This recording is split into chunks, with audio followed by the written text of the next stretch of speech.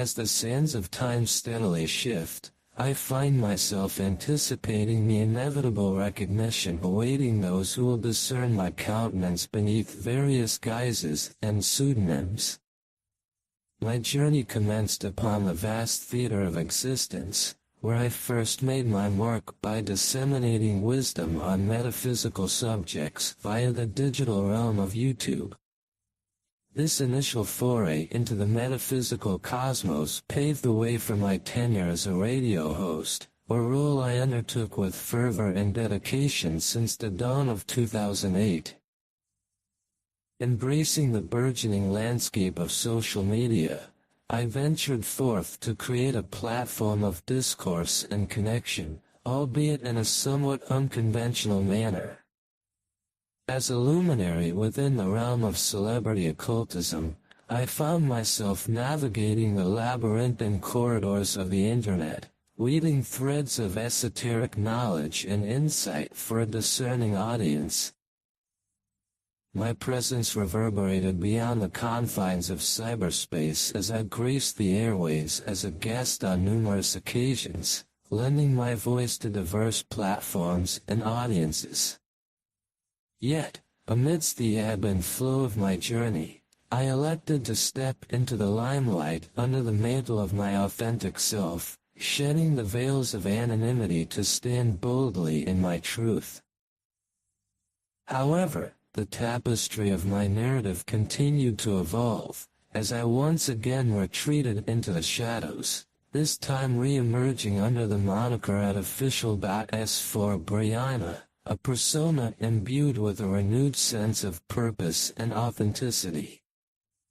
With each incarnation, I have traversed the spectrum of identity, embracing the fluidity of expression and the boundless potential of self-reinvention.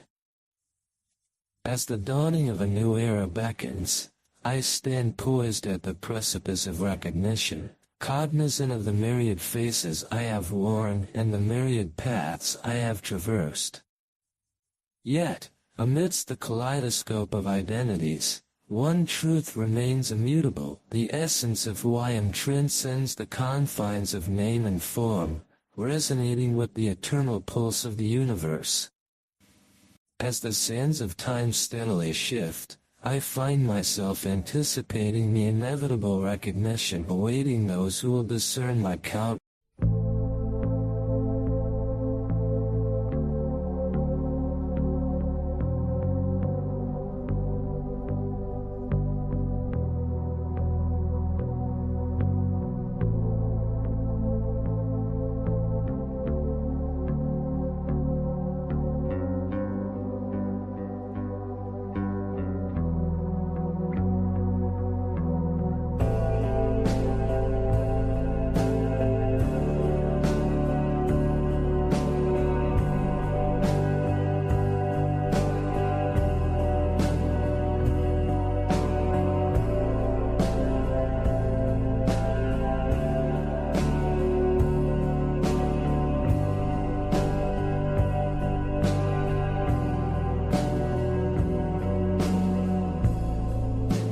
Making you cry as it's there. You give your love to me this way.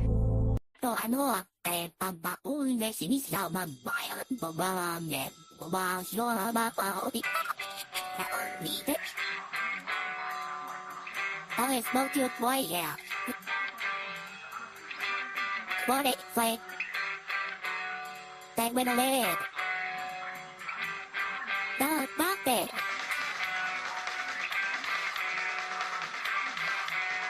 That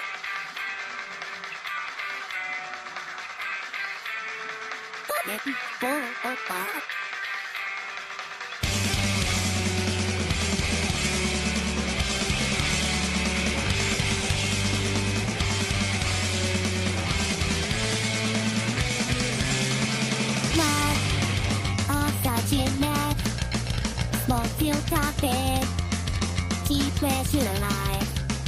Don't be afraid. Hold on to me. We're going down. Why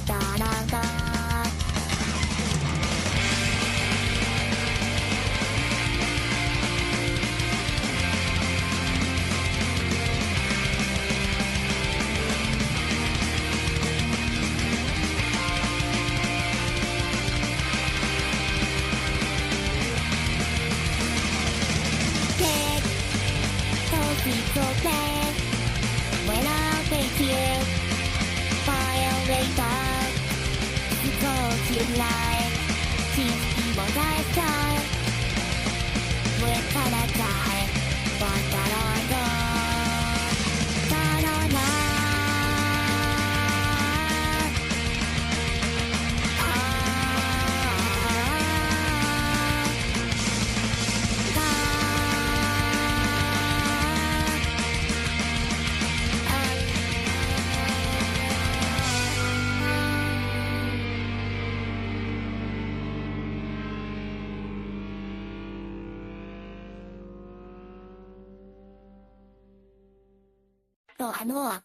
パパ運で死にしゃまんばやばばんねばばしろばばおび見てI smoke your boy yeah What it say Take with a leg Don't back it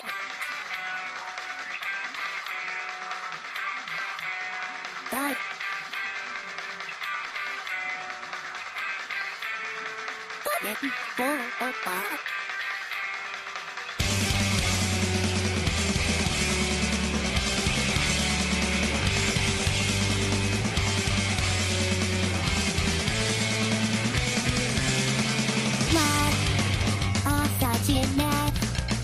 Smoke feel topic Keep pressure alive Don't be afraid Hold on to me Wake down Right on on God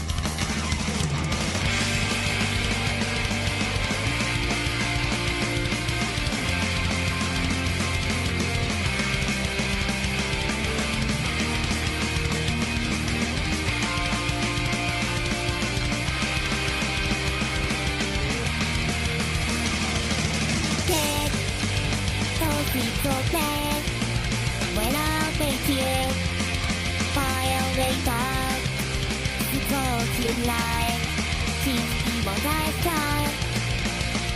上からだいわからんよからない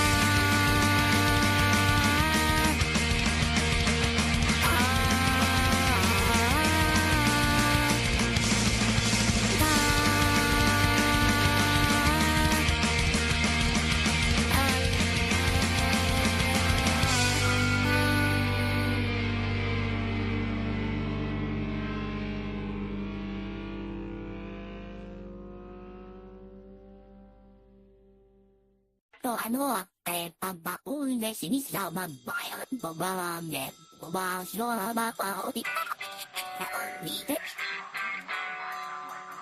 I smoke your boy yeah What it say Take with a leg Don't back it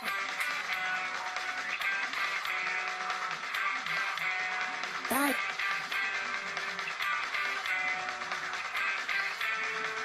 Let it go apart.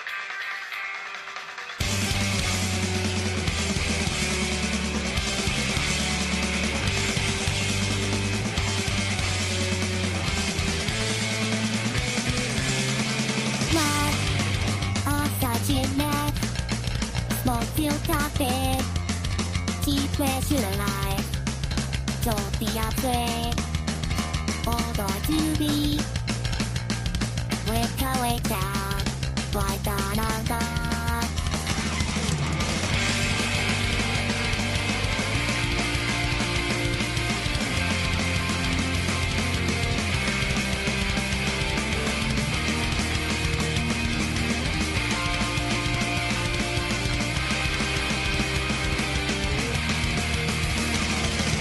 Dead, don't be so bad. When I'll make you Violator 不幸信頼知識も大事上からだいわからんよ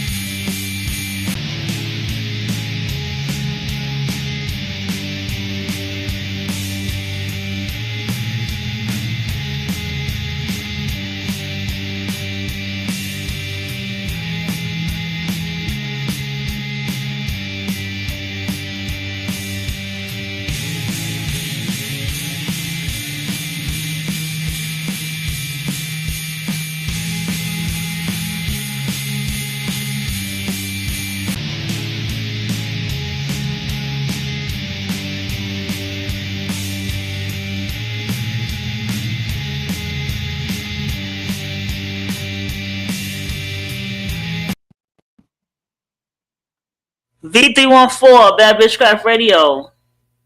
Man. How y'all doing? I was playing around with some clips. Y'all see we got some new clips pulling up and everything now. Yeah, man. Had a little situation in my background. But I was here. I just had to I was just playing some clips and stuff while I was handling that. So, what's going on, everybody? It's V314 Bad Bitch Craft Radio. I am your hostess, Samantha Writer. So, today's a chatty day. Not really presenting any videos or anything like that. Not really having so much of a topic. And just going to just share my thoughts on some things. Right? And my thoughts is that I was sitting here and thinking about how, you know, everything going on with the politics, everything going on with, you know, which is Donald Trump, and going into the divest spaces and stuff and listening to what everybody's saying and shit like that. And it's quite cool. It's a quite cool, interesting thing that a lot of people are, you know what I'm saying, are talking about. And it's a lot of people who are afraid, you know? A lot of people are fucking afraid. And that's a topic that no one is wanting to really talk about. A lot of people are sitting back and in deep regret. And then there are those people who are like the Joker, laughing as the world burns, right? Laughing at the confirmation of, you know, I knew this was the problem, and I knew one day this was going to happen, and I'm very happy that this day has come. So this is the dynamic of what I sense with everybody outside and what I see. There are conversations, discussions, and topics that were the elephant in the room, and now everyone's addressing the elephant in the room on so many levels. And the people who are addressing it the most are what is now called the foundational Black Americans. And the foundational Black Americans, especially from the South, Midwest, and all of that, who are not aware as people from Northeast states, from the West Coast and stuff, about racism and separatism with immigrants and all these different things. They're the ones fighting the most. Because they are the ones that they're not used to an immigrant culture. And they have never been welcoming to an immigrant culture. It has been that way for years. And these are people who are talking, and these are the people who are talking, who are fighting back the hardest, and educating, and bringing up the history and these different things. And there are people who want segregation as well. Like they really want it. Because they never wanted desegregation. So, it is quite interesting to sit back and watch it. It's quite interesting to see people's anger, seething anger come out. A lot of you may have that person that once used to smile and say hello of a certain race is no longer doing that anymore. Or maybe you're finding yourself doing that. And you're like, well, goddamn, I've never been this cool. At least I played my part at work, but damn. And this is the things in life I feel needs to happen. People need to face this dark psychology. At the end of the day, I had this conversation with my partner yesterday, and we talked about you know, black culture. And I said, she was talking about self-hating Black people and this, that, and the third. I was like, well, it's not so much of self-hate. I don't believe it's because we would get into a discussion about hairlines and how people who are self-hating Black people are the type that do not like to that do not like to show their hairline because their hairline shows that they are Black. I was like, that's interesting. And I started thinking about people, and I remember one person that used to always wear a scarf, a man who used to always wear a scarf around his head. And I started thinking about all these people, and I was just like, interesting. And I went to tell her that Black culture is shame. Black culture is shame because it comes from slavery. It's shameful. The entire history of Black culture is shameful. To have a culture of men who sell his own women into slavery, as well as end up being enslaved with her in this patriarch, which is a man's world, this is shameful. And this shame can cause hate, anger, resentment, rage, fights. This is something that can't be hidden in Black, Hispanic, and Latin culture, because it's not Black, Hispanic, and Latin culture. This is all a part of the history. Even if people try to deny it, the people who can deny it the most is the ones who have the lighter or white skin. They can deny it all. But for those of us that have brown or darker skin, there's no denying that. And this is the topic that constantly keeps coming up in the year of the snake. And what also keeps coming up is even the gender war is coming up. Women's history being taken away.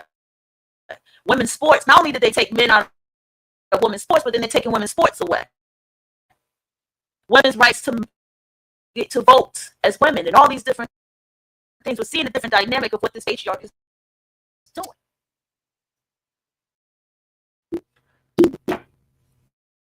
And the zealot divested Black women are cackling. And they are cackling because they're like, who?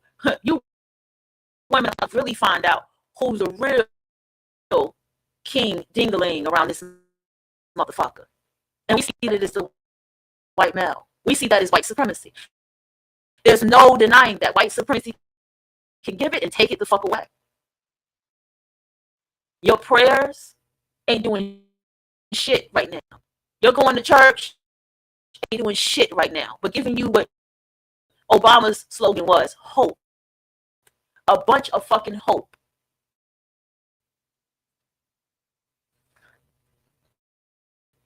When Eric Adams got angry, he didn't get angry at white males. He didn't get angry at white people. He got angry at the Black woman and said, you Negroes.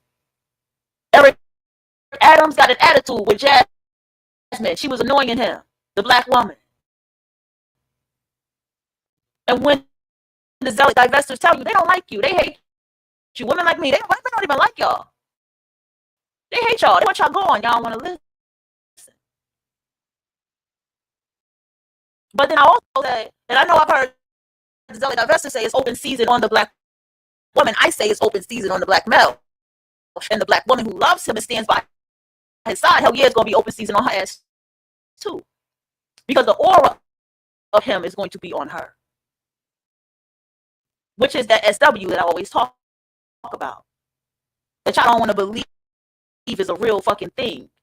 Because a lot of these Black women, see, the Black woman hates herself. See, nobody wants to talk about this. That's another reason why the Black woman goes through what she goes through. Because she hates herself. Because she fucks him who hates him. The culture is self-hate. They want to call you self-hating because you want to put a blonde wig on when you can just be a creative artist and artistic and creative, and you like to change your hair up because your hair is your creative expression. They want to call you hating because you want to put different contacts in because hey, you like anime and you watch cosplay. And they don't understand these different creative ways of expression. They want to call you self-hating because you listen to rock and roll music when rock music is a part of Black culture because they don't know their own selves. They want to call you that. And I also was talking to her, and I was like telling her, like, listen, understand that women like myself, Black alternative women, believe it or not, we have a high understanding of spirituality and Black history more than what people understand. The Black alternative woman has an understanding Black history, where Black history comes from. Egypt, the Asian culture, all over the world. We've read the books, as well as the feminist books, as well as all the spiritual books about the goddesses. That's what people fail to realize about the Black alternative woman. The Black alternative woman, if not most of the time, we do not come from a foundational Black American. We are born here as foundational Black Americans, but our true foundation is not here in America. A lot of us stem from the Caribbean and actually have African grandmothers and mothers and such, and people from across further seas. Okay, Asian and all that stuff as well. I find that we are the ones who have sounded really studied Black history and tried to like these niggas and tried to have some kind of understanding. And is this really self-hate? And we have been through our little phase of being pro-Black and shit before we realize y'all niggas are the biggest motherfucking betrayers, and y'all have always shunned me. Y'all have always rejected me. I have never accepted me, especially if it even came to what my sexuality is. And this is what niggas do. This is what they do.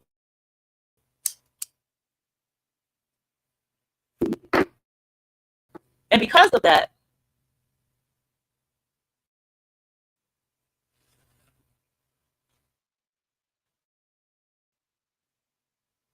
and my thing is this.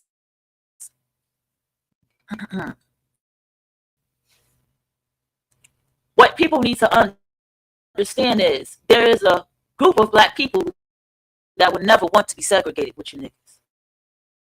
There's a group of Black people that will love to see the Black male be annihilated. And it doesn't matter if she has Black sons too.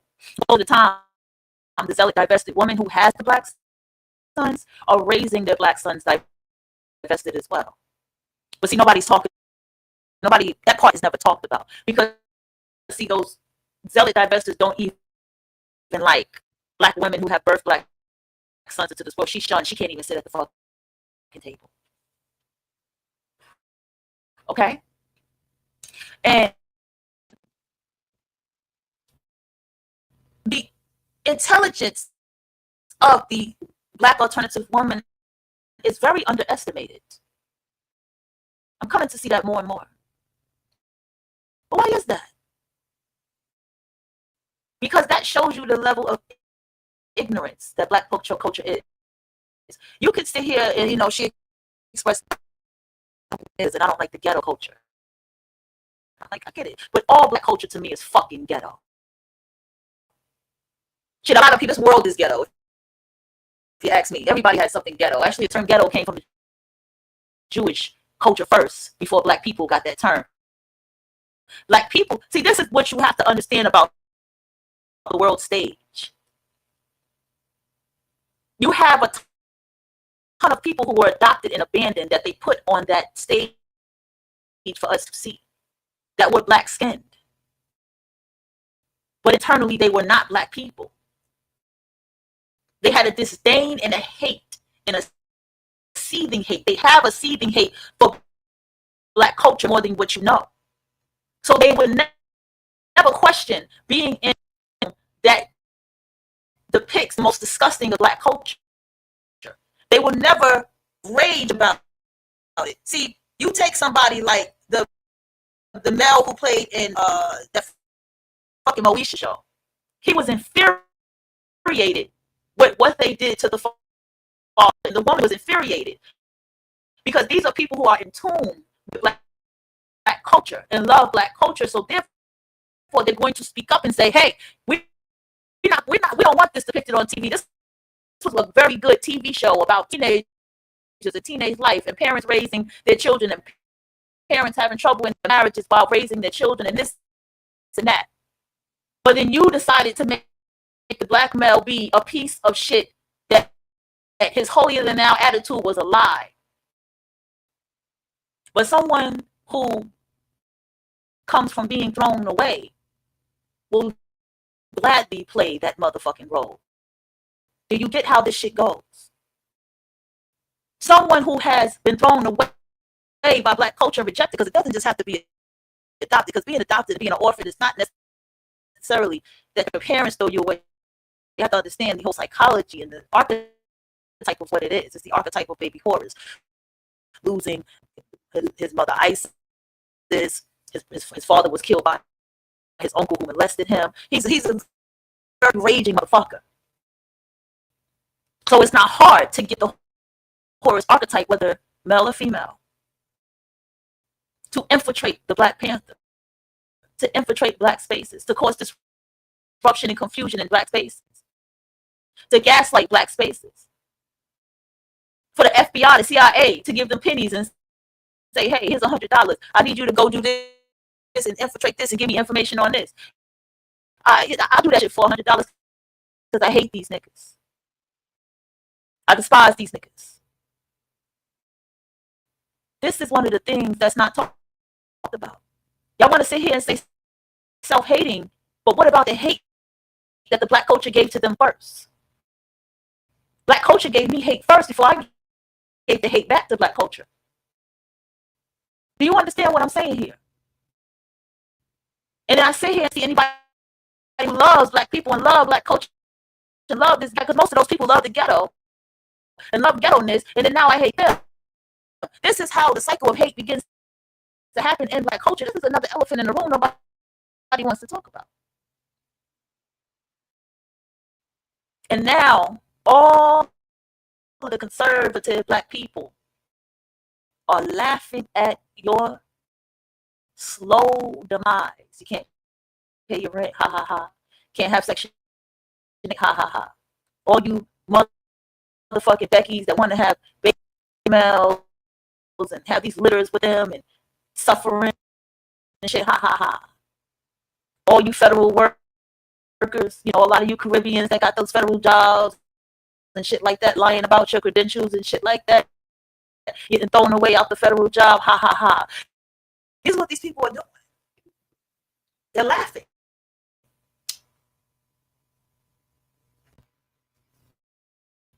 Voted for Trump purposely to see this happen to you. Wearing their MAGA hats. You got some people, I regret being MAGA. No, they don't really regret being MAGA. That ain't what it's really about.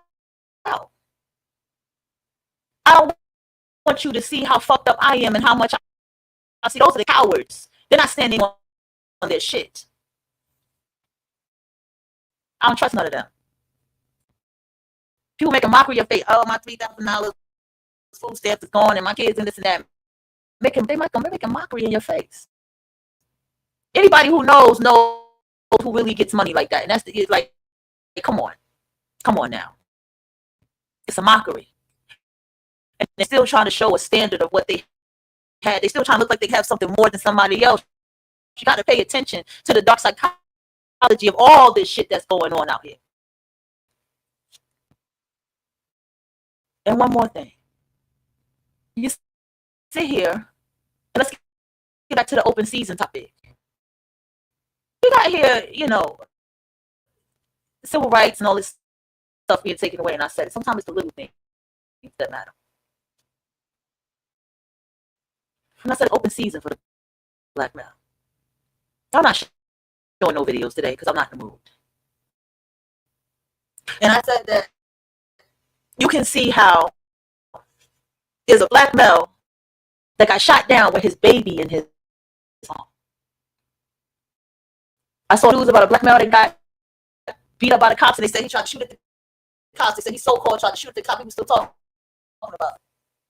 I see people gaslighting and trying to say that the black woman is made for the black man and all this kind of shit. The black men are going so hard to make sure he says to the black woman, because the black woman is about to bounce on that ass. And he knows that the black woman that's going to be left for the black woman he does not fucking want. It is all of this gaslighting and love bombing that is sickening. And this is why the Black Woman's Guide was pushed this year. This is why the Black Woman's Guide became a bit of a, I don't like to use the word, but a passion project, as you understand.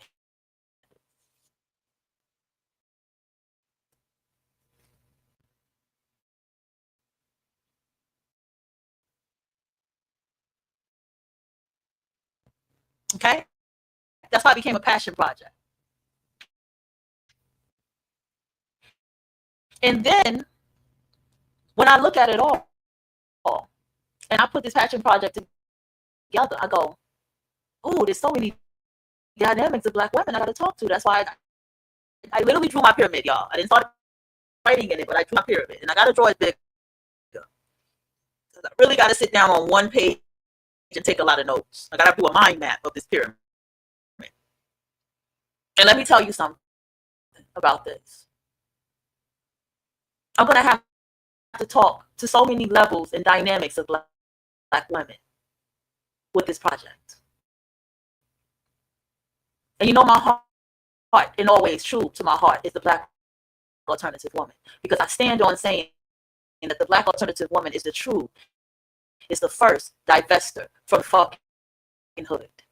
She's the first brave heart of the hood.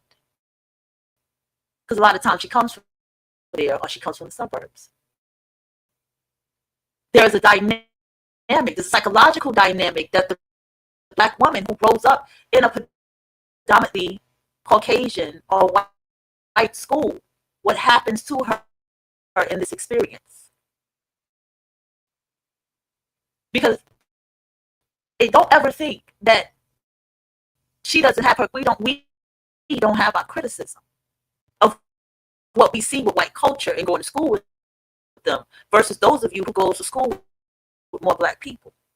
And as a mother, I have been watching what my children's lives is like going to school with Black people versus now going to school with more Caucasians. But I do see the difference between the dynamic of my daughter and then the sons, the middle one especially.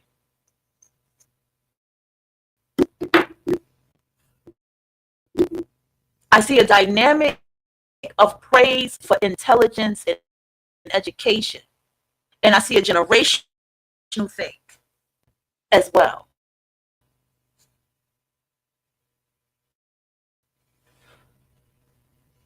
There is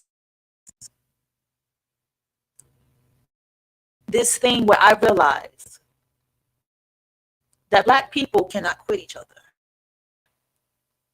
Okay, and that's a show down the line where we're going to have a panel discussion about that. Black people really can't quit each other. Even if somebody is Black, I've noticed that other races can mix with other races easy. They can leave and mix with other races very easily. But something with Black people going outside of mixing with another race, something is always Black there, whether the person is into Black culture or the music or something that grew up Black, whether the person still has some kind of Black dynamic in their lives, there's something Black going on. There's something there. Even with me, with a Black and Indian woman, she is still a Black woman. I'm still with a Black woman. So there is still something, and this is a conversation I was having with my partner, just telling her, like, Black people can't quit each other. There's a dynamic of even the alternative Black woman that still wants to see other Black women in those spaces and want to have other Black friends.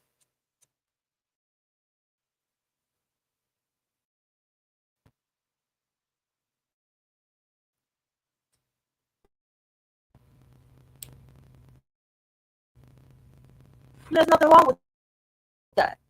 And I'm understanding that the life in the city versus small town life, I came back to remember this. And remembering this, and then having my own experience. Because I say I can be with a white woman. I can be with anybody of any race I could be with, right? but there's dynamics of things that I see. See, don't ever think that the Black alternative woman is not spiritual or in tune with anything. She's the most spiritually in tune with things. She's the most aware. She is the most aware of Black culture. She is the most in tune with what Black culture is and what it is not. Understand too that the Black alternative woman sees. We have this insight. I wish I could explain it. It's a visionary thing about us, but we just know things. And it's beyond what we can explain to anyone. We have an awareness about life that is beyond anything that we can explain to anyone. All right?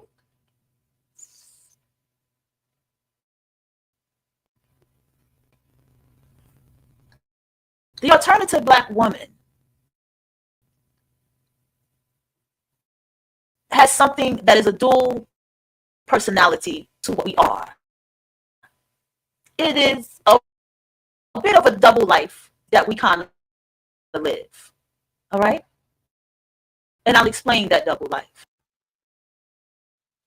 See, the alternative Black woman who has the dynamic of maybe growing up in a predominantly non-Black environmental school and living in a Black neighborhood, depending on the town she comes from, or she comes from a predominantly non-Black school and then she ends up living a life in the hood, or she lived in the hood and then she was around non-Black people, whatever the dynamic of what it is.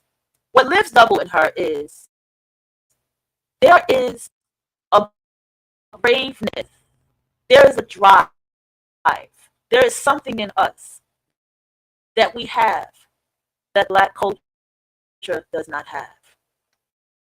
There's an interruption that we don't have. We have a school where we sew, where we cook, where we do these things. Why in Black culture, they have schools where they dance, they party, they eat, and they game. This is what they do.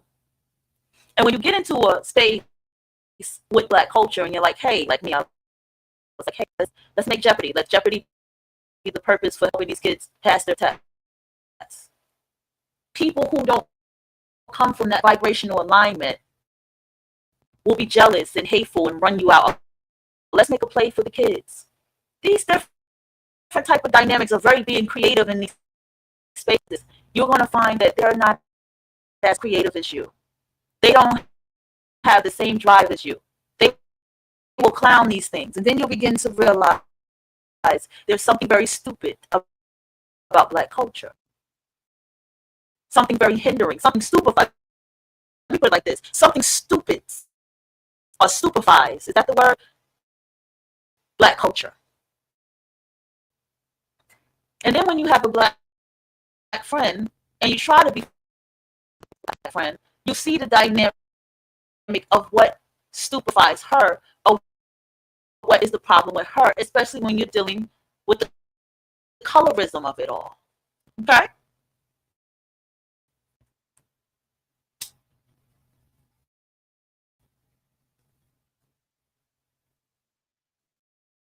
But see, the zealot, divested Black woman doesn't give a fuck about any of it.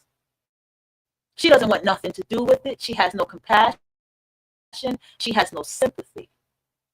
She sees the culture as something shameful and nasty and disgusting. She sees the Black male as something that should be off because he constantly shows publicly how much he does not like you. That's what the zealot divested woman has. Very correct. And I mean very correct. All right? Here's another thing to consider. All of these things that is happening right now.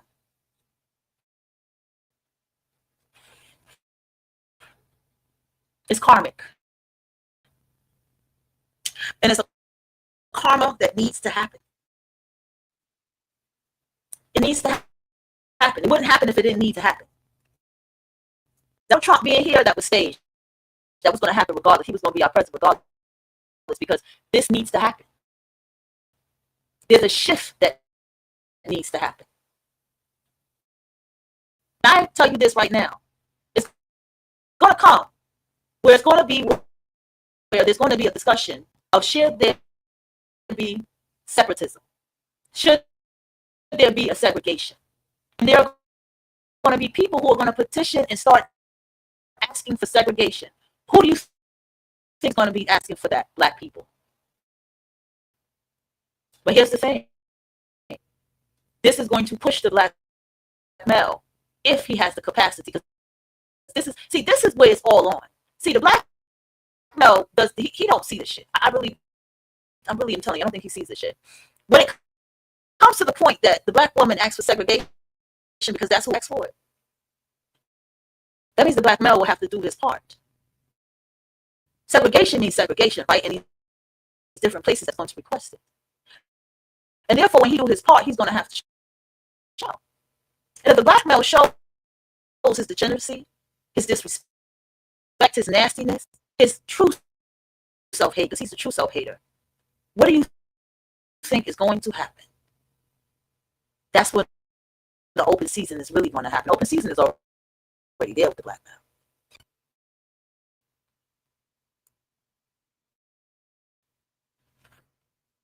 The open season is already there. Another thing about black males, because I'm not here to talk about them, but just black culture in general. There's a lie that has been told. You built everything. You were the king and the queens of this and that. And you had emperors and empires and quoted from Kendall St. Charles, oh, the black man was something back in the day. He was something.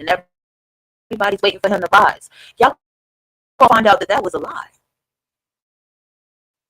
Y'all gonna find out that the Moors were glorified goddamn peasant servants. They glorified servants. That's what the Moors were. Y'all gonna find out that y'all don't want to face this reality. What the black male has done to you. Y'all want to face it.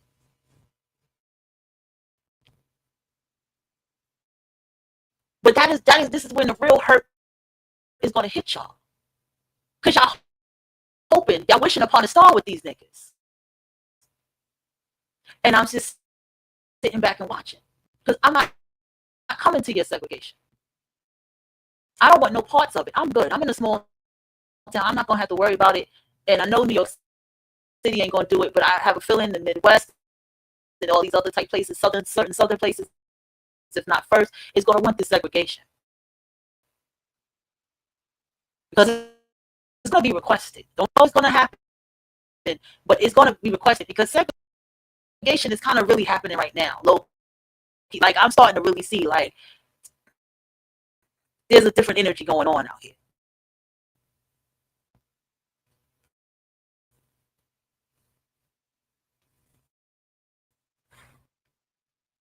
If there's a black male who talks to me, they're not black men that like black women. They more than likely prefer other races of women because that's my energy. I'm very aware of that. I'm very aware too that I'm in a place where people are highly very insecure. I was talking to a friend about it that was going through something with somebody that they were talking to, and I had to give her the skinny. I was like, in these towns, people cling to people who are different, but the way that they do it is in such a destructive way. They'll cling to someone who's the whore of the town. They cling to someone who's the one who is the throwaway of the town and stuff like that, or the one who's gay with the kids, or like they cling to all of this. Like this is how they all kind of get together. But if you, like myself, me from the city and her, we understand that people can be replaced easily. Not easily, but people can be replaceable. Because when you want to walk in the city, like they can just fuck with people and throw people away and go this person, that person. There's so many people they have to deal with, and they kind of just go on their way. They have this friend here, they do this, like, and they can just multitask all of these things at once, just all these different people. And they can be like, not fucking with you, not fucking with you, not fucking with you, because they don't have to. They're not put in a place where their mindset is pushed like the best option for me. And this is why these people go through fucked up shit through it. And then when people like us come along, and we're like, yo, you need to cut this motherfucker off. This is a loser ass motherfucker. This motherfucker ain't nobody friend, this and that. Because we're able to see shit like that. We have that level of dark reality that other people do not have because it's so goddamn sunny where they live at. They got nice weather all the time. So they get that dark reality that we get with the cold weather and the harsh cutting winds and the snow. We get to see how cold this world can get. 10 degrees cold, -2 cold, -5 cold, -9 cold. And you got people across the world that they get -97 cold.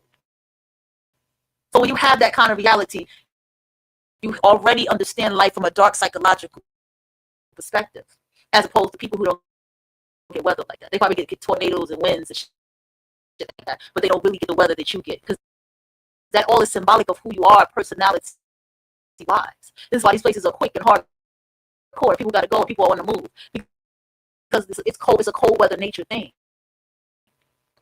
People who are in more warmer weathers, that's why they can come in and say hello to everybody and how's everybody doing, speak and all that stuff, because they have time for that. We don't really have that. This is why we rush, because people who live in cold weather understood that the people outside can die because it's cold outside. So let me hurry up and get what I need to get and go. You see, that's how it works.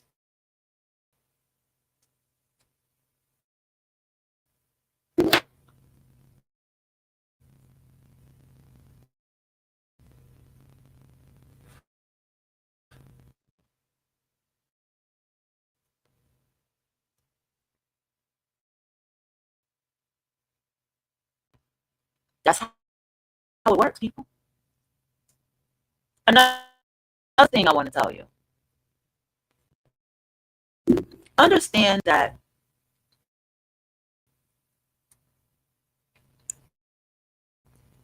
you feel what you feel for a reason. And you hold on to that. Whatever people you don't want to deal with, whatever things you see about people, whatever your burn books reveal, whatever your burn book reveals to you, you do not deny its reality. Do you understand? You understand that don't be afraid of what is going on in this world. If you was doing what you were supposed to do, if you are saving your money properly, if you are spending money investing, if you are being smart with how you spend your money, okay? If you are being, oh goddamn, I'm a big ass foodie bitch. I like to eat a lot. This is where all my money going to. Then it's okay. At least not like that, and you can make the proper changes you need to make. I'm talking to myself now. I'm talking to myself. Okay? But you need to understand that with these things, you are making you're aware, so you're making the changes that is necessary to be made. But save your money. Learn proper financial literacy. You can still invest into stocks. Just do it smart. Just make sure you know what you're getting into. Read the books about it. We're going to get into a financial segment of the show as well. I wanted to tell you that we're definitely going to get into a financial segment of the show. We're going to get into the 48 laws of money and all that stuff. When I look at my calendar, I'll see when we will start. I'll let you guys know when we'll start doing those type of shows. Take advantage of spaces, of books that you can read. Take advantage of the fact that you have so much open information for you. Speaking of open information,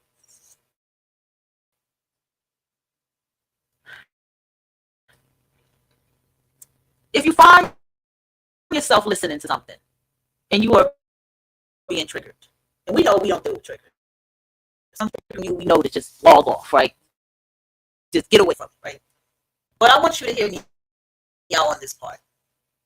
If you are finding yourself being triggered by something you are watching, let's say, I need you to start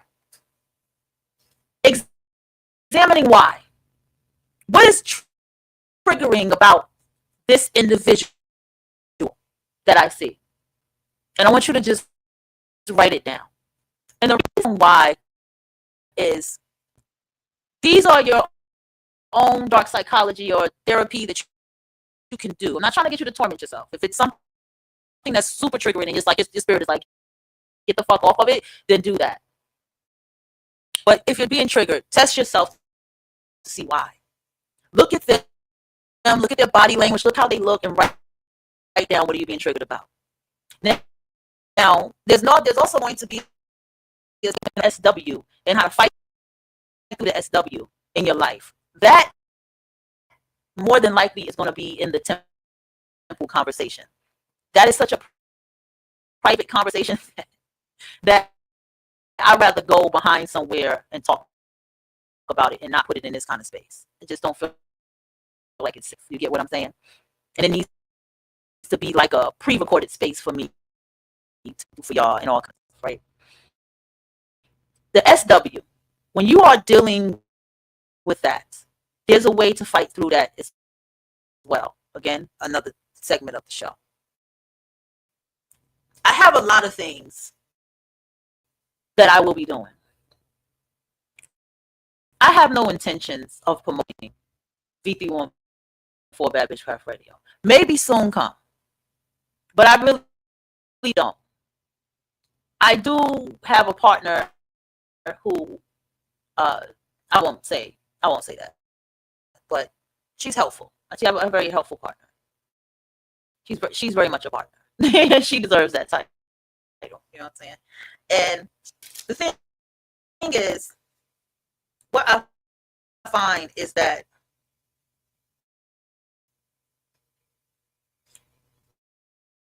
one of the number one things is what I get you all over here with me to understand is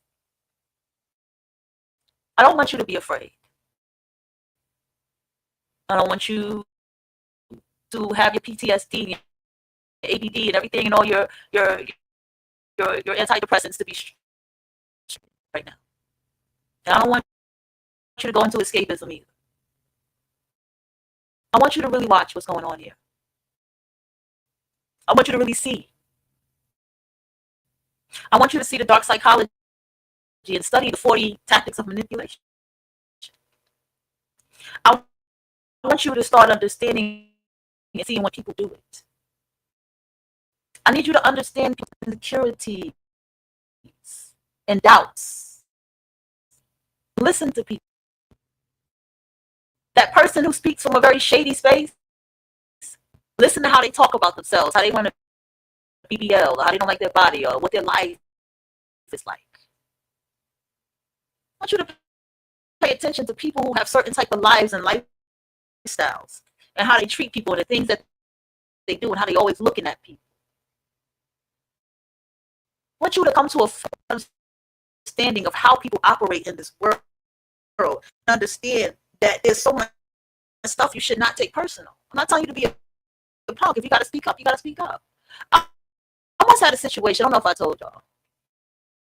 It was this Becky, a Karen, pretty much, comes out bursting through the door while I was talking to a friend of mine. And she was like, this, that, and that. I hear your cussing, I'm in my meeting, blah, blah, blah, blah. And I was like, okay, I apologize. And you want to know why I did that? And then the friend got upset with me, like, why are you saying that, this, that, and the third? Because, number one, I was loud. The library wasn't even open, but I was loud, and I was cussing, and I was very loud. And that was not an approach. And it was at the school, it was at the college. And that was not an appropriate place for me to do that. And sometimes I run in my mind, I should have cursed her out, should have fought the lady. And sometimes I run these things in my mind. But when I think about it, I was a bit out of character. And that type of conversation should have been something that I was having inside my home, not in a public place. You have to still be mature enough to have your own self-responsibility. Now, there was another situation that I saw where the woman came to the woman's window and was like, can we roll down our window like mature adults? Now, again, people put on cameras. We don't know what's going on. We just get the perspective of what they tell us of the story. She goes, can we roll down windows like mature adults and talk and this, that, and the third? And she's going on and on and on and telling this woman, you know, seeing you before the work is that clear. They only have a 30-minute break while you sit in the car like this, that, and the third. And she was like, we work at the Italian deli. And she's like, I've never seen nobody but Italians work at the deli. Just really questioning this woman. You got to understand energetically what's going on. You got to understand energetically what's around you when this happens. One thing here, the Capricorn that I always talk about, one thing she always would say is I don't attract this. I don't attract stuff like this. I only attract this because I'm over here with you. I don't do this a lot until I'm around you. You cuss a lot. Or, you know, she would say these type of things to me. And it would just look like, well, what the fuck is her problem? But I have grown in time to understand why she did these things. You have people whose energy creates nothing but pure chaos. Okay? I need you to hear me. Their energy causes pure fucking chaos. All right? And therefore, because their energy causes pure fucking chaos, they're going to cause pure chaos in your world.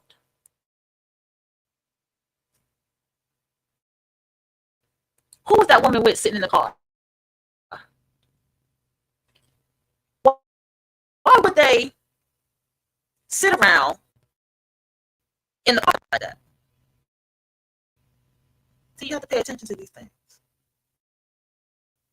Why would these people sit around in the car on their break? Because you can do what you want to do. But why would this woman even feel to say, can we roll down the window and talk like adults? While she's sitting on her phone texting, and the lady going off by the window. You know, energetically, people are crazy. I'm not taking that away. But people don't do stuff for no reason. Okay? People, I need you to understand something. When I tell you that people really don't sit around here doing shit energetically for no reason, this will help you understand why. Woman told me at work yesterday. She said, what did she say? She said, how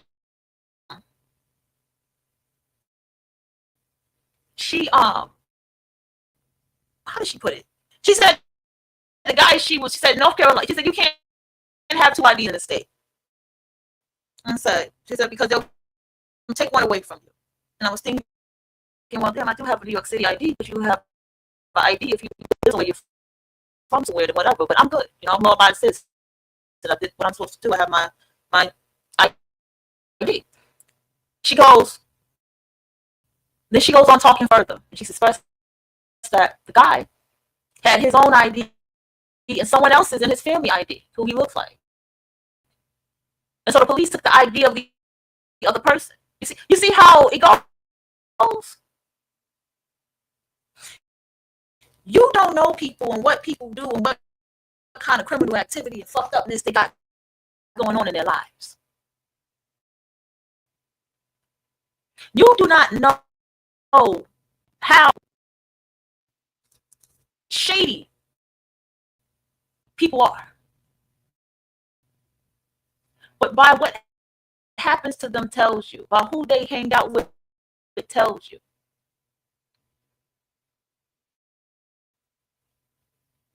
I tell someone in my personal life all the time, I said, look, that is who your friend is.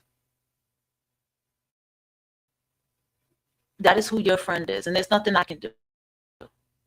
This is something that happens. This is something that always is a thing where people are friends with people and they are horrible people to be around. And I said, this just must be my fucking karma.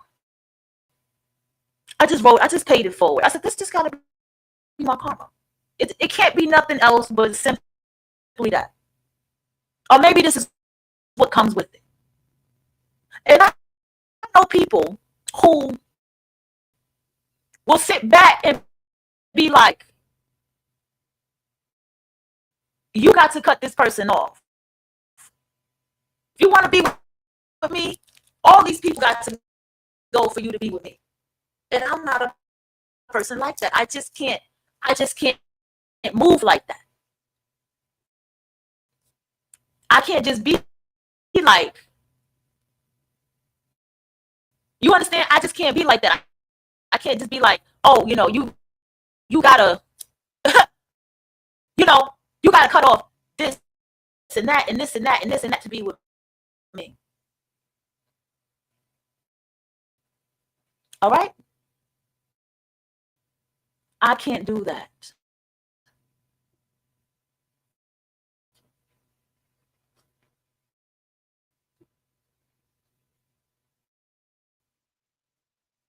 Do you understand? Because I don't know energetically what that is, which I got. And I also accept the reality that I am polyamorous. And this is what comes with polyamory. And this is why I have to read more polyamorous books. Even the friendships that the people have in your life, you have to accept the friendship. See, nobody thought about that. Any of you ever thought about that? Any of you ever thought about how you have to even look at the kind of friendships that's around them? As a polyamorous person? This is why people in polyamorous relationships, I get it, get into these very deep discussions about connection and people and jealousy and what to do with it. Because people who are polyamorous, I'm starting to see what's going on with us is we're learning to get through these emotions. So we don't have to be, if we were those people who were crazy and flipping out over who somebody's friends with, who somebody talks to, who somebody fucks. If we really love this person,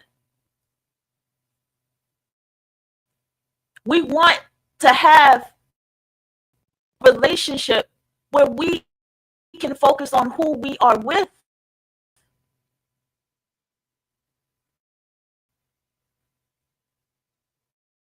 Okay?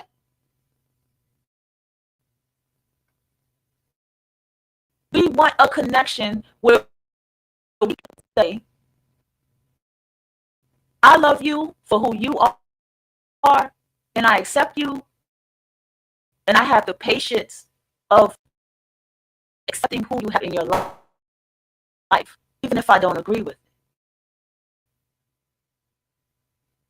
That takes a lot of strength to do. That takes a lot of compassion and understanding to do.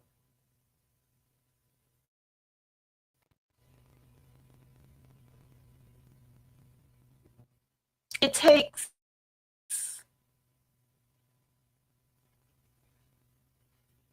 someone who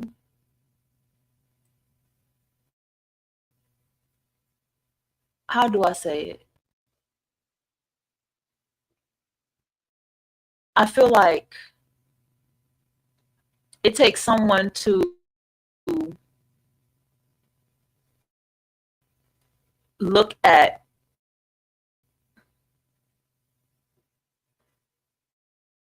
themselves in their relationship,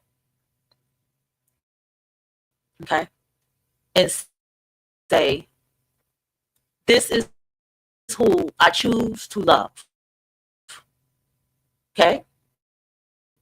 This is who I choose to share space with and share myself with and to be vulnerable with. This is who I choose to do this with. This is who I choose to say, I love you to. This also on this side is another person that I choose this dynamic of a relationship with. And I choose to accept even friends and what they have in their life, even if I don't agree with it.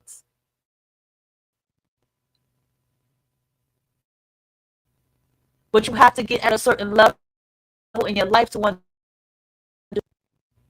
And even if you are anxiously attached and avoidant attached,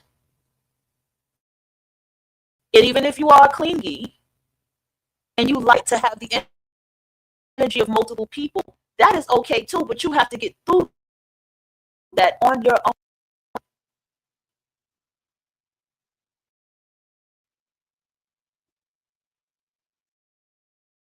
Okay?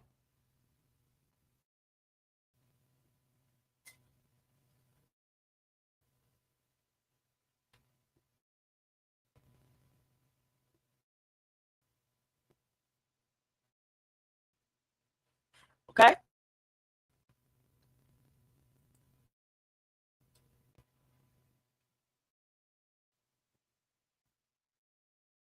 You have to also understand that your life is your life. Your choices are your choices. In tune with this world, your choices are going to be different for many people, such as you're not going to be having a bunch of babies. And if you have them, you're going to have them with purpose, but if you're smart, you're not going to have them at all. Now, understand that your choice of a partner is a choice of a partner that works for you. You have to understand that with these type of choices and freedom and thinking and working out your body or getting the tattoos you want, piercings or whatever you're doing, you got to understand that a lot of people ain't gonna fucking like you for making these choices. You got to understand you don't blend in. You got to understand that not only do you not blend in with these fuckers, you got to understand that you can't even comprehend your way of life in a conversation. You don't have this structured way of living with everybody else.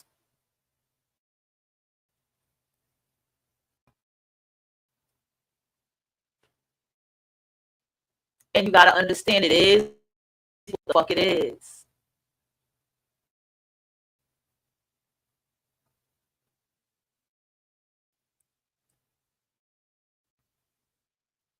It ain't easy.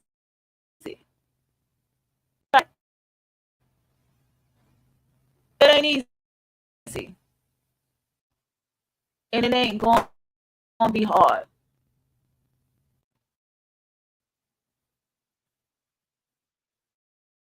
It don't have to be hard. Trust me. Actually, after you do it, it comes easy. And you'll be like, damn, I should have did this a long motherfucking time ago. That's how feels. Like, damn. But you did it at the time that you were supposed to do it, and that's all that matters. Okay? That's all that matters. All that matters is that you did it. And you was wise enough to do it. And you applied the books and the things that you did to your life to your life. And that's all that matters. Okay? You need to understand. And when I say need, you need to understand.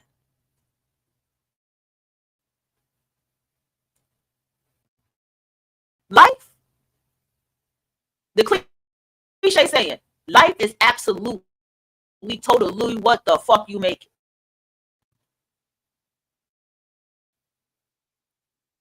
Just like everybody made their life what the fuck they made their life, right?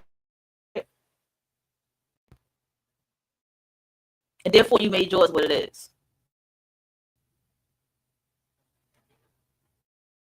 There will be people that you can no longer call friends anymore, that you will have to let go because y'all lived a different life. You got to understand that there are people who, how do I say this? There are people who they do this thing where, oh my goodness, they live vicariously through other people. All right? They will sit here and they will live their life through what another person's life is.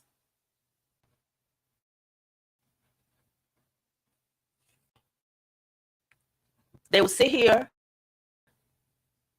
and literally vicariously live the life that they wish that they can live by having the friend that they have to live the life that they can.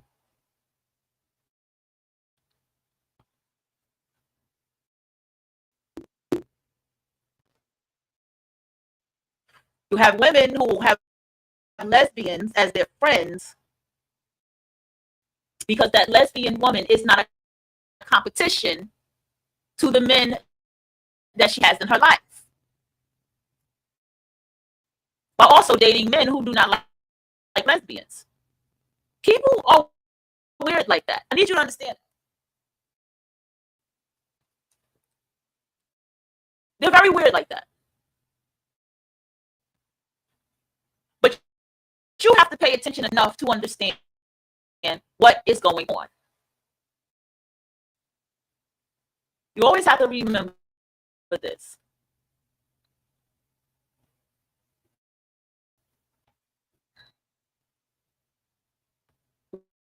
What happens is that energetically, what you need to be looking at is why you attracted it and why you are attracted to the person that you are attracted to. You need to look at what kind of connection you and this person shares.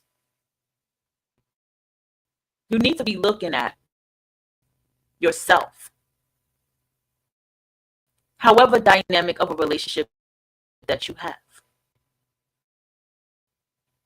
Do not let somebody tell you what your life is supposed to be like. Do not let somebody say to you, well, if somebody loves you, you don't want only you and this and that. But when you go through your studies of understanding the dynamic of relationships, you don't see it that way. So therefore, you live your life how you see it. And that doesn't entail nobody else to know about it. People have a problem with freedom, especially on a woman. People have a problem with people who, how do I say this? who live a life of variety and freedom. People have a problem with that. And I need you to understand that as long as people continue to have a problem like this, right? It ain't your fucking problem. But you know why?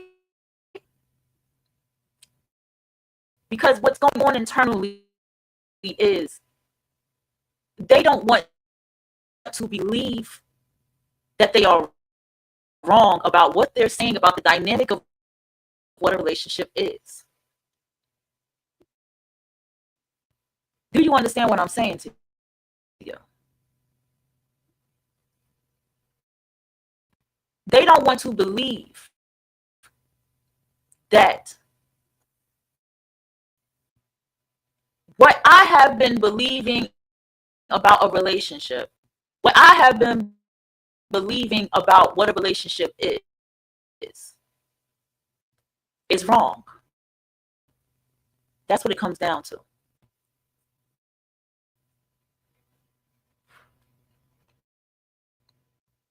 Do you understand what I'm saying to you? They don't want to believe that. You mean to tell me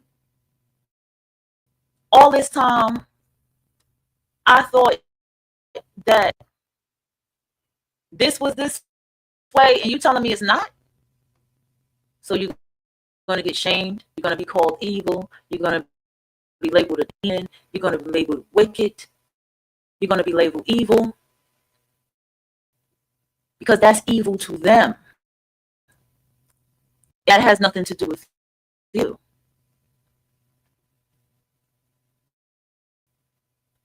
Do you get what I'm saying?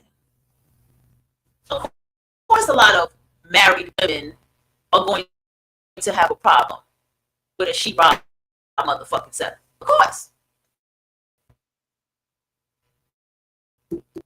My dear, why wouldn't they?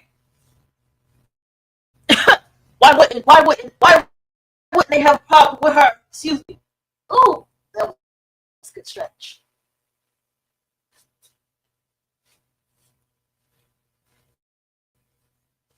Why wouldn't they try to shame women? Okay, I kind of stepped away from the mic. Why wouldn't they try to shame women? It's that time, yo.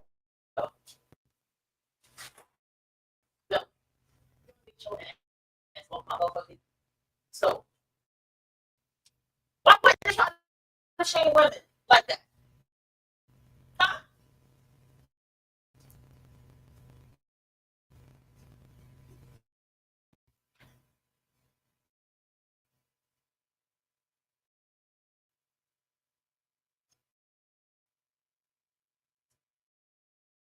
She was a mistress that became a wife. She-Ra was the mistress that became somebody's wife.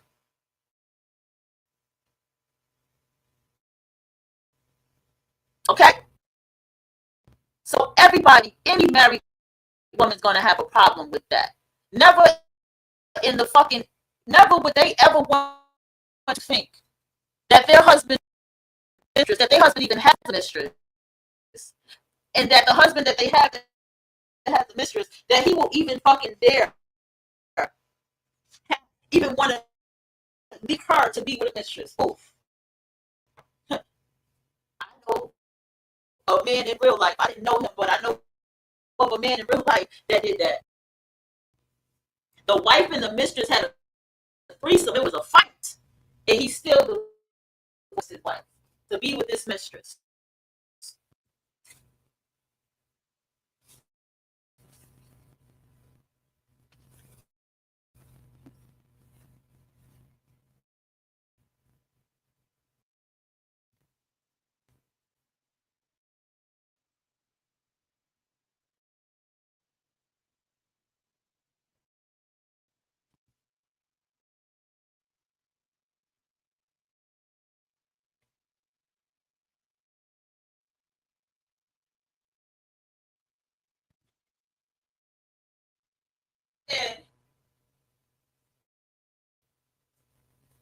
Oh my goodness.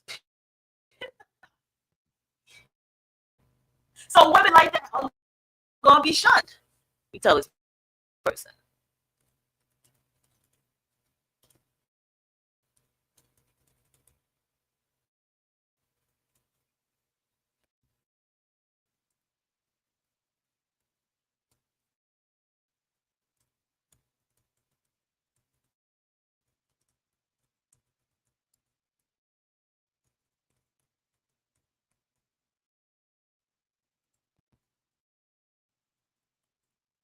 Okay.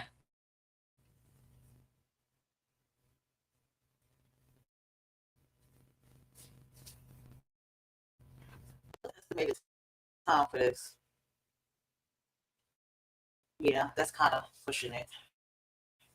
I'll just get it when I get to work. No big deal. I ain't stressing it right now. Okay. Yeah, y'all know it's that time. I gotta move around and stuff. Ordering my Starbucks. Yeah. So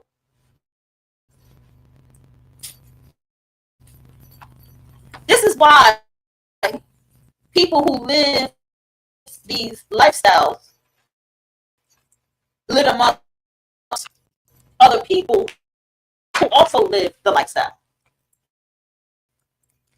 This is why people who live a life of polyamory, kink, all these different types of things live this lifestyle in privacy. Okay?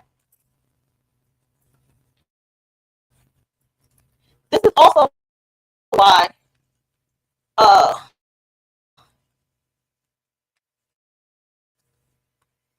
people who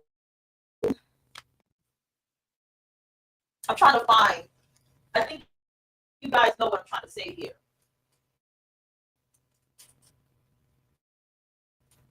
People who have a very conservative, sophisticated way that they believe life is supposed to be, they are the most judgy, critical fucking people. But I need you to understand it this way, if you can. I want you to understand it this way. These people only understand things for life in a way that they understand it and want it for the way they want it. What makes you different from them is that life handed life to you. And you said, fuck that. I no longer want to be a victim. And you became a bit of a monster. You you became a monster. And I don't mean that in a negative way. I mean that you fought. You became a warrior. Is that a better word? You became a warrior mind, a warrior spirit. You read different books on how to do it. You read books like Pimpology. You read books like 48 Laws of the Art of Seduction. You came over here and you learned about dark psychology. You came over here and you learned about a lot of shit. You came in other places too similar to my space. Learned about Kali Ma and these different things. And you became a warrior, which to them is a monster. And you begin to work on yourself and you begin to face yourself and you begin to realize that, listen, I'm lying to myself. I'm not no monogamous. This is not how life works. Everybody comes with bullshit. People lie. People manipulate. People deceive. You accept this harsh, dark reality of what life is. Unlike that.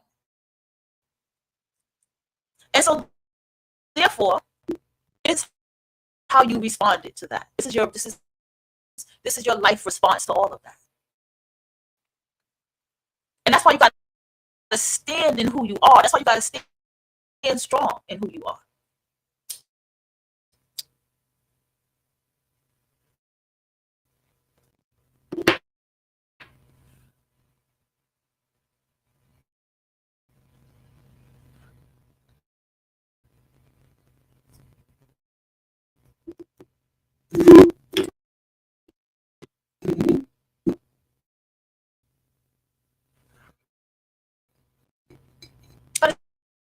stand strong in who you are.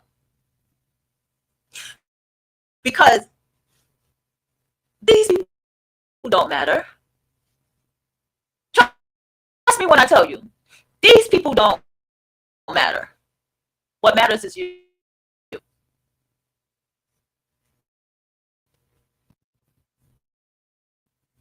What matters is you.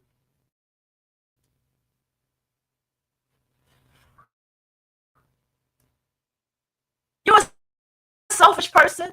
You are a self-centered person. You got a little narcissism. At least you accept it. At least you know that about yourself. And you move according to what you know about yourself. Correct?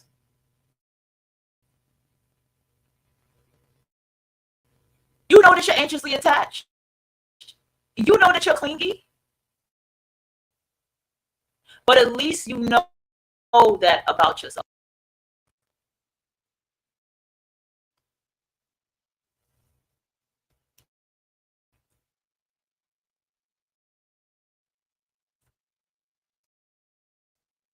You understand? At least you know that about yourself.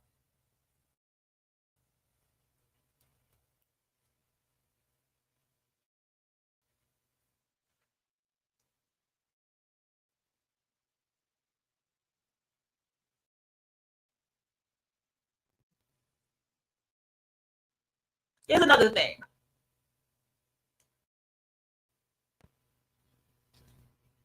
I need you to recognize something. Your spirit, your aura will shift when you do spiritual baths, when you do spiritual home cleansing, when you work with spiritual work, when you flip cards. Even if you don't do that, if you begin to read certain books, your aura begins to shift. Your aura begins to shift with your mind. When you do these things and you do this, because the spirit, believe it or not, sitting down reading these books is spiritual work. This is all your own forms of therapy.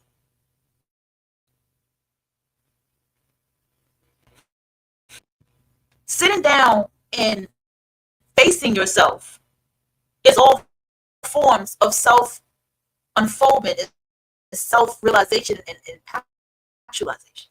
I actually get it. I actually understand this shit. That's how I need you to get it. And this is why you will look like a monster in this world. You will look like you are a fucking monster in this world. People are bitter. People are sad. People are jealous. People are envious. People are not that smart. And even if they are smart, they still have these things going on inside of them that you have nothing to do with.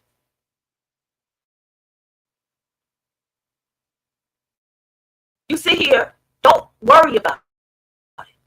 You have somebody at work who has a problem with you. Just examine why.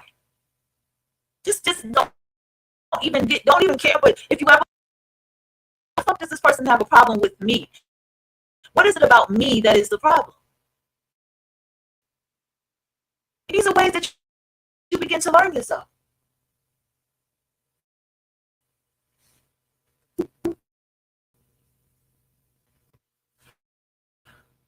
You have to understand that there are people who have very, very envious and jealous fucking spirits.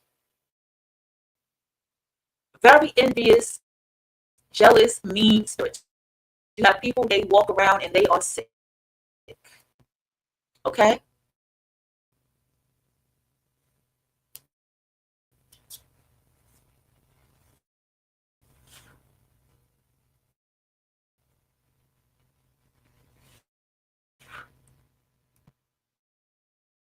People who they got guiltiness and shame.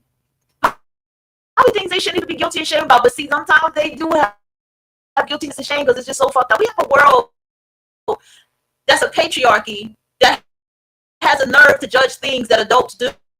And you wonder why we have such pedophilic behavior, such fucking child kidnapping and all this type of shit. When people are being adults, it's shamed for being an adult. Go watch the incels. They're all pedophiles. They're all molesters. No hymen, no diamond. And they go in on all the childhoods, all the young girls who become grown women now. Taylor Swift, Rihanna, and fucking Miley Cyrus. They are obsessed with them. And speaking of obsession, I need you to understand something, black women. And women of color, but mainly black women. This is for you. People have a weird obsession with black women. I need you to understand this. There's this weird obsession that people have with our hair, with our style, with our creativity, with our attitude. There is a weird obsession. And you need to understand that. You have to move according to that. Black people have their little wins. Some people let them have their little fucking wins.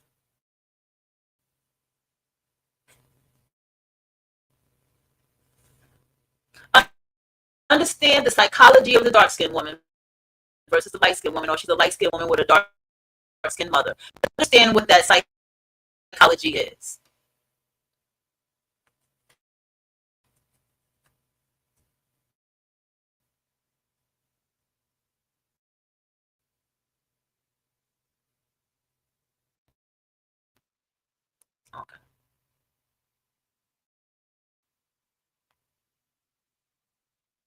Okay.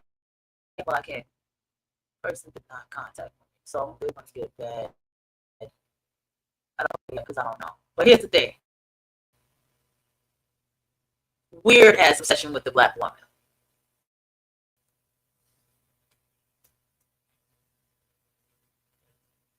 It's weird. And it gets weird.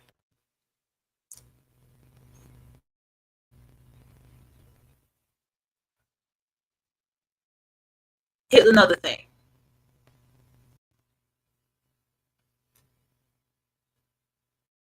You got to understand how to do this. This part right here. Know the game to control the board.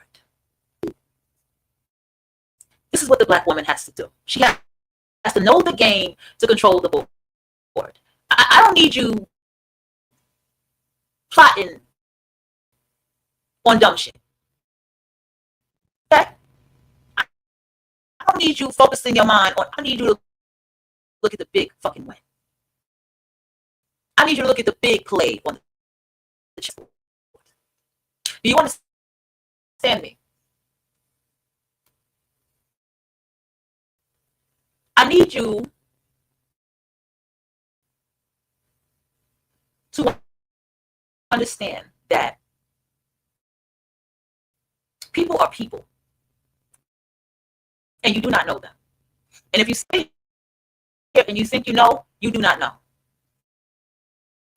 And there's going to come a time, I don't know how old you have with children, but you may not even fully know your child like you think you know your motherfucking child. Okay? You have to understand that. And as long as you keep that in the back of your motherfucking head, the better life will be for you. You understand?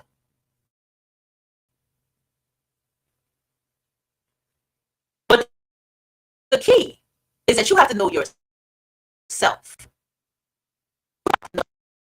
Know you. Because that's the only person that you need to know. If you do not know yourself, you better start getting to know your motherfucking self very closely. And if you want to help, you want me to help you know yourself, look at the people around you. Look at the life, look at the parents that you come from, or whoever raised you, whatever guardian raised you, or what raised you, or what environment that you have been around. Look at the people who you have friends that have not friends, who are not friends no more, who maybe still be friends. Look around you. That's how you get to know yourself. Look at what you attract when you go outside. I got an attitude when I walk outside. I don't give a fuck. I got an attitude. And so therefore, people give attitudes back to me, and I don't give a fuck. We just both gonna have a motherfucking attitude.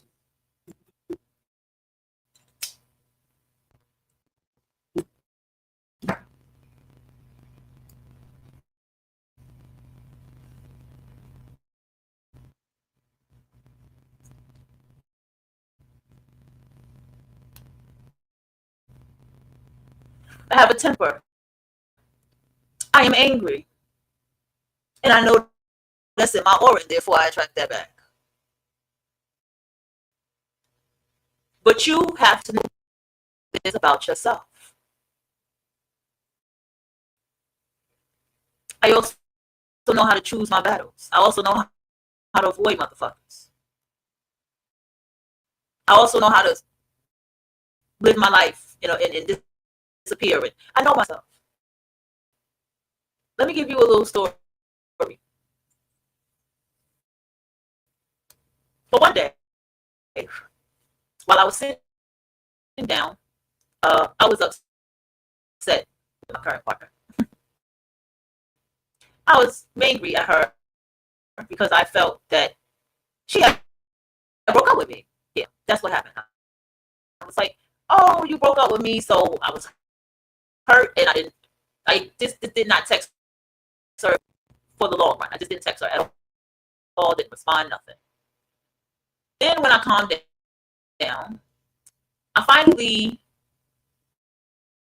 called her and talked. And boy, she went off on me. I mean, she went off on me. Something awful. Yelled at me. And then apologized after she yelled at me. And it's like, you just ghosted me. You just did not respond to me. You did, and she expressed herself. I apologized to her. But why did I do that? Because first of all, I was hurt. I felt she broke up with me. And I felt like, you want to break up with me after this time that we put in together, then I'm just going to let it go, and I'm just going to go my own way and sit down and process this. And then I also sat down and realized how I felt doing that. Why did I feel some way about it, though? Because that's something I always do. You get on my nerves, you make me mad, you do something I don't like, you get avoided for the rest of the day. You might get avoided for the week. I do this. I do this disappearing act. This is something that I do. And it's so funny because this same disappearing act has happened to me through somebody else, right? And it was other experiences that I had in my life that happened through other people. And it's so funny, these were Aquarius energy people. It's very funny. And what happened is, in that moment in my life, I realized how much I need to learn how to express myself and communicate. I realized that when I care about somebody and I say I love somebody and I choose that I need to sit down and communicate with them. And in being in a polyamorous relationship, you have to make sure that communication is there.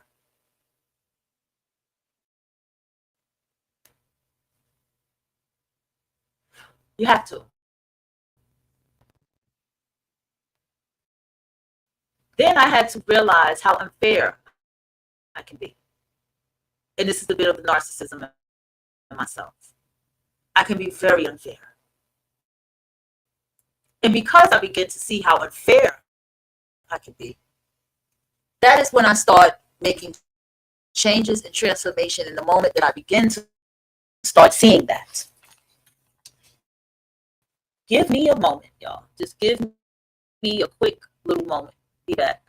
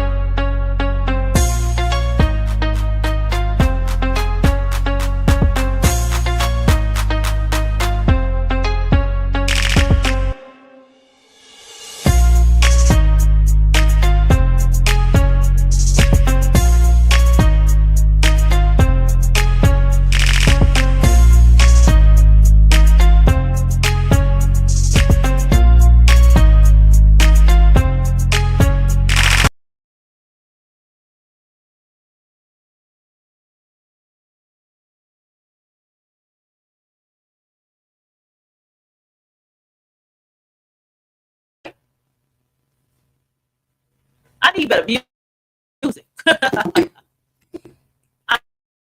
Here we go. So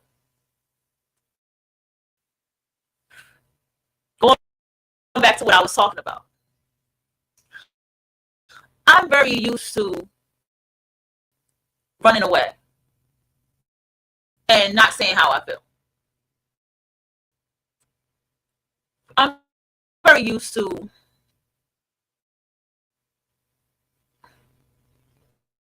how do I say this?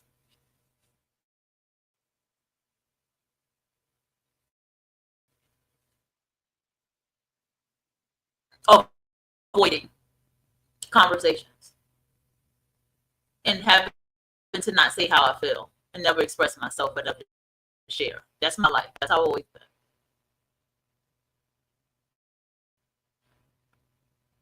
And when in a relationship, you cannot be one. Okay, you cannot. You have to talk. You have to. You have to say something, but also understand if there's someone you cannot communicate with, energetically, there's something blocking that communication from being there. This applies to a friend too. No one has to push or coerce you into expressing yourself. No one has to manipulate you into that. That is something that someone should be able to do on their own. You don't know who's gossiping. You don't know who's saying what. So your spirit just be like, can't say that to you. Let me tell you how deep life is. You gotta pay attention. Let's say you're telling somebody something, and you're talking to somebody, and someone interrupts the conversation between you and the person. Let's say you're at work and you're doing it. So I used to go. I went through this before. This guy at work, right? Listen to this one. This is a good story. He was a Libra too, Pisces moon, right? And he was Black Hispanic. Like he was Hispanic. He had black skin. He was a full Hispanic man. And I remember always talking to him. And every time we talked, someone interrupted him. I mean, someone would ask him for directions or something. And clearly he was someone doing the material handling or the packaging in the back. You can clearly see from the outfit compared to how I looked. People would ask him, hey, can you tell me how to get here? Hey, do you know the name of this? Something will always interrupt us from communicating. And it was one time, I remember, I was going to get a gym membership with this person because he boxed. You know, because I understood what it is, and I'll get to that part in a minute. And I was like, oh, that's fucking dope that you box and shit like that, because I'm very intrigued by I love boxing and kick, all that stuff like that. And so what happened is I was about to get the gym membership, and I remember the person I was with at the time was like, because I was at a Pisces. It's like, why the fuck are you getting a gym membership? Why the fuck are you getting a gym membership? A free gym membership, right? And me and this person was supposed to meet up. Just to link up or something, right? And something happened. I don't remember what happened. It never happened. But just pay attention to this. Every time we talked, someone interrupted us. Number two, we were supposed to link up and it just never happened. And he literally lives right next to where the best friend of the person I was with at the time, lived right next door. Like lived door so over. Now think about this. Time goes on. And I end up, after not working that job no more, this Bobby K, be careful people at work,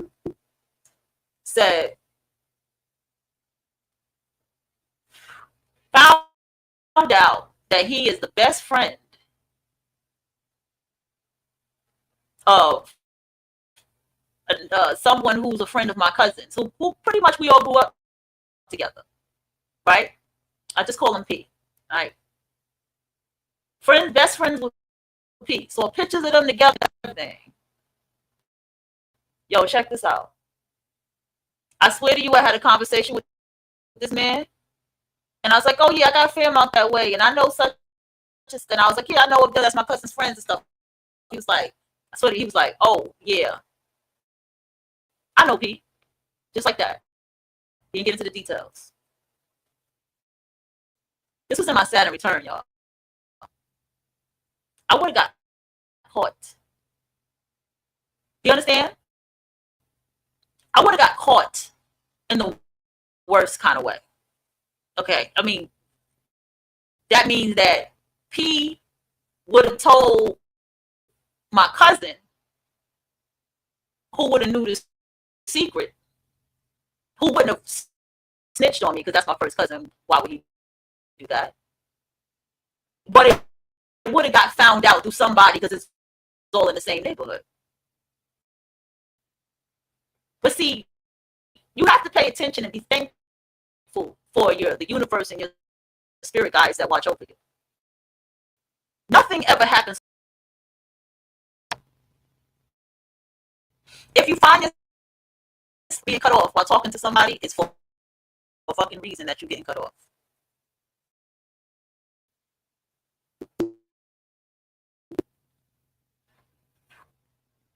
And you have to pay attention to that.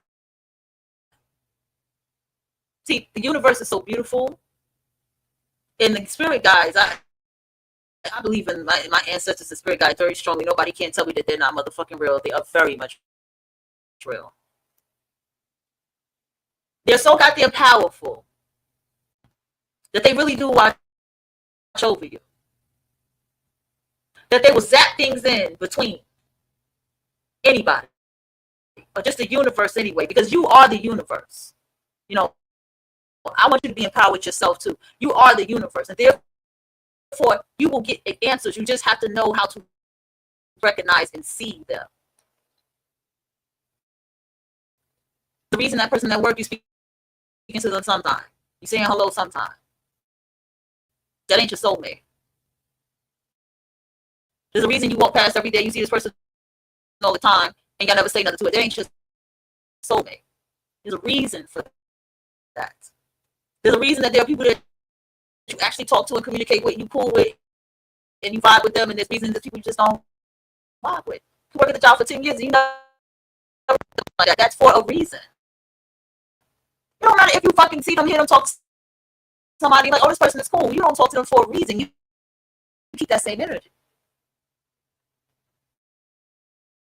Don't make it something that it ain't. There's a lot of people who, every person I know that ends up in a relationship with, they be like, yeah, I see this person all the time, used to see me, and we don't get together, have the most atrocious breakups.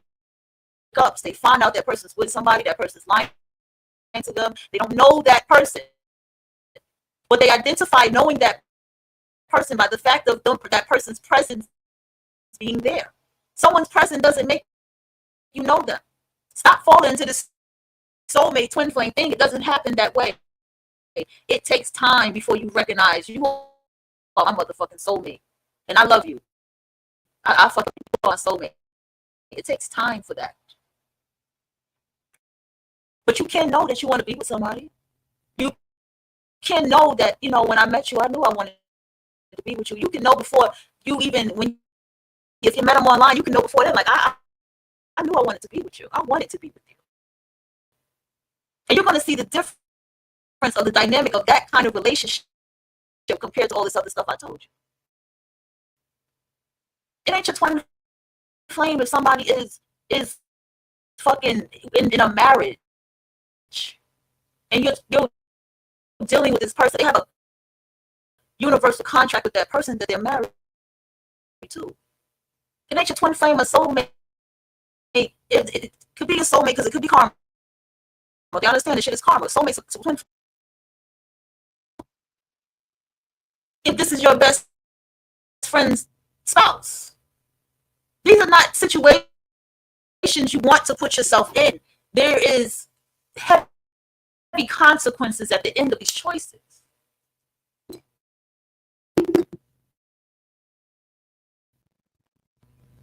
That man who left his wife to be with that mistress, he got heavy karma coming his way for making that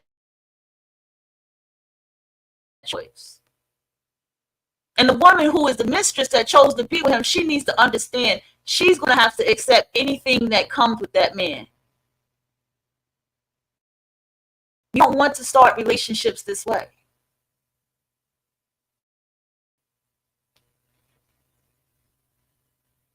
Shira 7 is a woman with children. That's her contract. That's how she can. We don't know how many. We don't know how many children she has, unless you do know. But that's her contract with that man that she's with, to stay home and not have to work. There's your answer right there.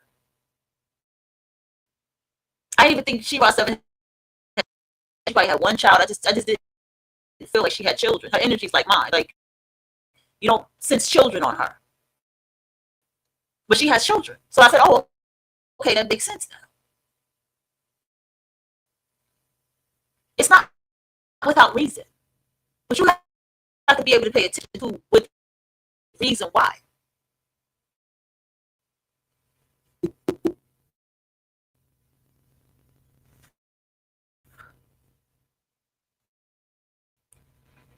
I have to understand too that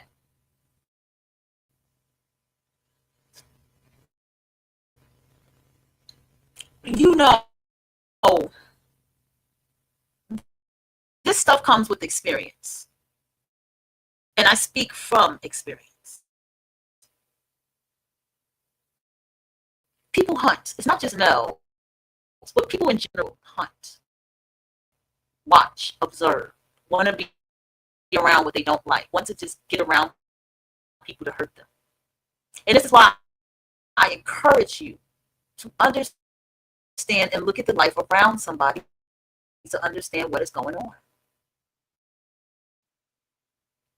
You know how many people, I want a house people I have met? How many people say they want a house? That even if you give them some kind of insight to say, hey, this is what my mom did, they don't listen. You know how many people walk around here and want their body to look a certain way, but they're not making the effort? I just spent $25 to buy a workout set in the corner of my living room, y'all. Not even that much to have a workout set that I'm going to start doing next week. Okay?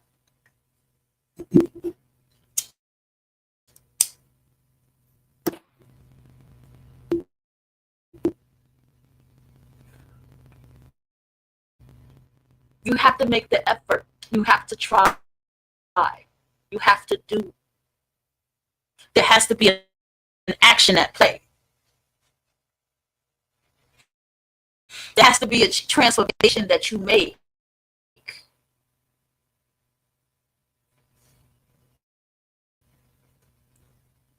For yourself. This is why I talk about the things that I talk about. So when you're around people and you pay attention to people and you look at people, look how people walk, look how people drag their feet, look at people's attitude, look how they roll their eyes, look how angry they look how people's energy just is out here.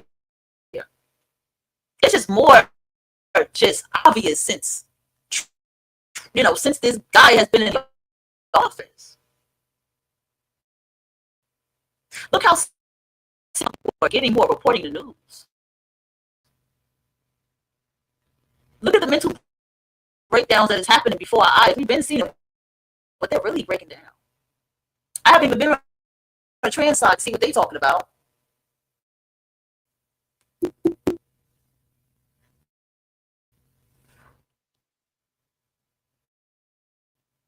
Look how people are going back and forth about the Zelensky exchange and the JD exchange and it with Trump and stuff. How there are people that said, oh, that was disgusting. I don't want shit to do with goddamn America. Or this was disgusting. How people are like, well, you don't understand males, and that's how they talk to other men. And that, the third. And yeah.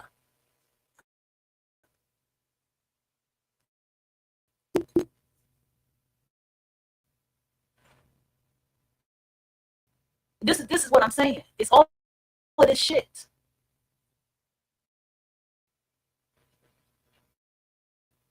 But understand that it still comes back to you and what you incubated, and that will be your children. That's all it comes back to. What you raise, what you teach, what you put out there, what you have learned, what you do for yourself and for them, and more so for yourself. Because the more elevated you become, the more mentally strong you become, the more wise you become, the more you have for them, the more that you can give to your children or your child. That's what you got to do.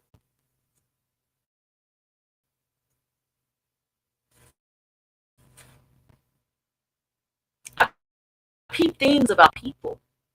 I peep things about energetically.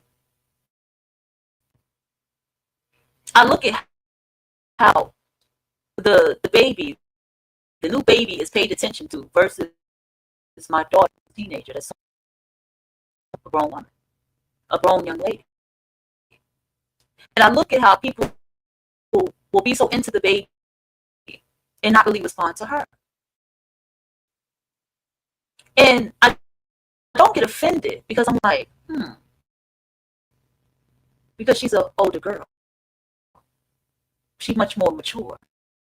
You see, they don't want nothing. They want the naive, innocent baby to love on. You see?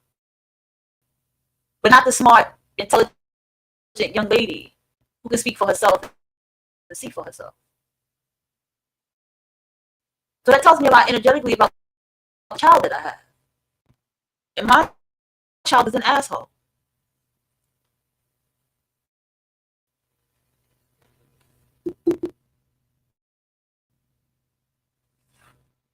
Okay?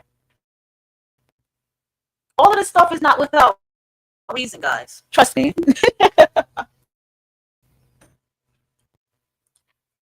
It's not without reason. Oh, that's tragic. Oh, man. Strong as stretch.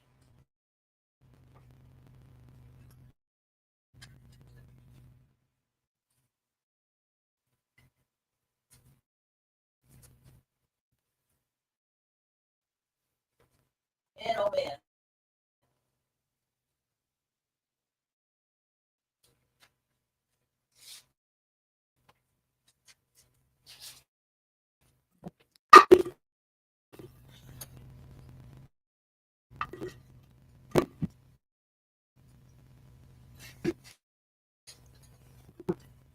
Man, oh man. 1 second, y'all.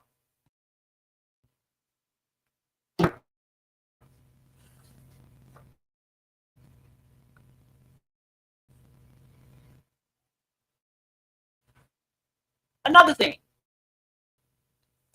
You know, I swear to you, I sound like a mad scientist when I talk about dark psychology and shit like that. Hold on. I'm gonna have to call my child real quick, y'all. Oh shit. I didn't know I had a message. I have to call my child real quick. This number. I'm gonna have to throw you on a little music or something and put it on loop for a minute. Give me a minute, y'all.